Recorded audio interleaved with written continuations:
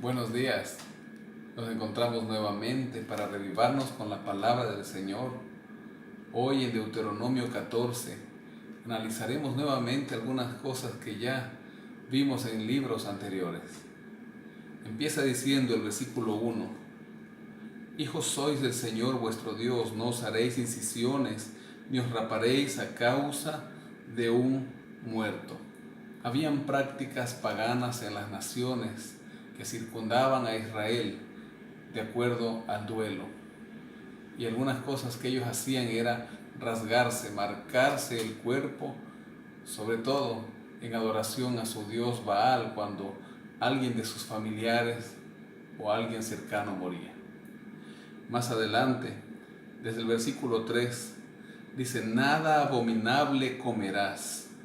Estos son los animales que podréis comer: el buey, la oveja, la cabra, el ciervo, la gacela, el corzo, la cabra montés, el íbice, el antílope y el carnero montés. También podréis comer todo animal de pezuñas partidas, o sea, hendida en dos mitades y que rumia. Pero estos no comeréis entre los que rumian o entre los que tienen la pezuña hendida. Y ahí va nombrando todos aquellos, porque algunos tenían pezuña hendida pero no rumiaban, y otros rumiaban pero no tenían pezuña hendida, por ejemplo el cerdo y el conejo. Luego dice el verso 9: dentro de los que viven en el agua, estos podéis comer todo lo que tiene aletas y escamas, pero no comeréis lo que no tiene aletas y escama. Y más adelante, el versículo 11 también habla acerca de todas las aves, y habla de las aves limpias, es decir, las de corral, pero también el verso 12 menciona algunos nombres de aves, que entre ellas son carroñeras, carnívoras, etcétera, que no se debían comer. Como ya vimos en el libro de Levítico capítulo 11, y lo dijimos en aquel día, el Señor estaba haciendo una concesión al pueblo de Israel y a toda la humanidad. El plan original no era que el hombre se alimente de carne. El Señor creó las plantas y de ahí las semillas y los frutos eran para comer. Pero cuando entró el pecado, en la concesión que el Señor hizo, permite comer carne al hombre, sobre todo dentro de todos los animales que se mencionan como puros, pero no es una regla. Recordemos que nuestro organismo fue creado originalmente para comer productos vegetales. Luego en el versículo 22 va a hablar la ley del diezmo. Indefectiblemente diezmarás todo el producto del grano que rinda tu campo cada año. Comerás delante del Señor.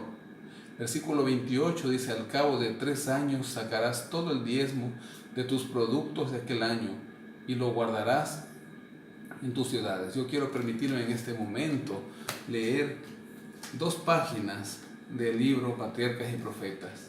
En la página 566, respecto a lo que está en Deuteronomio capítulo 14, dice: las contribuciones que se les exigían a los hebreos para fines religiosos y de caridad representaban por lo menos la cuarta parte de su renta o entradas.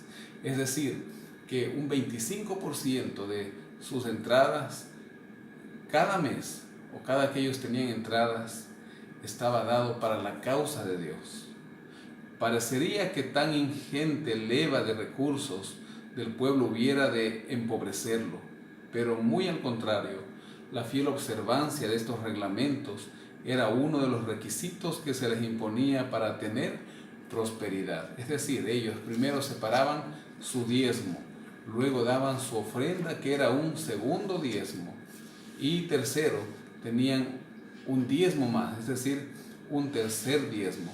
Aquí mismo, en este libro, en la página 570 dice lo siguiente: se le pedía a Israel que diera un segundo diezmo de todas sus ganancias, con respecto al primer diezmo que el Señor había dicho. Pero acerca del segundo diezmo el Señor mandó: y comerás delante del Señor tu Dios en el lugar que Él escogiere para poner allí su nombre, el diezmo de tu grano, de tu vino, de tu aceite, Esto está aquí en Deuteronomio, capítulo 14, desde el versículo 23. Este diezmo o su equivalente en dinero debía ser llevado por 2 años al sitio donde estaba establecido el santuario. Pero más adelante dice, pero cada tercer año, este segundo diezmo debía emplearse en casa para agasajar a los levitas y a los pobres, como dijo Moisés, y comerán en tus aldeas y saciarán. Este diezmo debía proveer un fondo para los fines caritativos y hospitalarios. Querido amigo, querido hermano, hoy nosotros debemos meditar en esto. Casi una cuarta parte o más de una cuarta parte ellos dedicaban para la casa de Dios y para el sostenimiento de los levitas, de los sacerdotes y un poco más para aquellos que necesitaban, para los pobres. Y no se empobrecían. ¿Por qué no se empobrecían?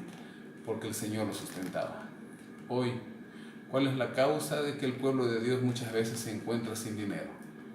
La causa es esta, porque nosotros queremos solo para nosotros, para nuestro beneficio personal, y nos olvidamos que el dueño de todo nos envía a servir a su causa y a otros con nuestros recursos.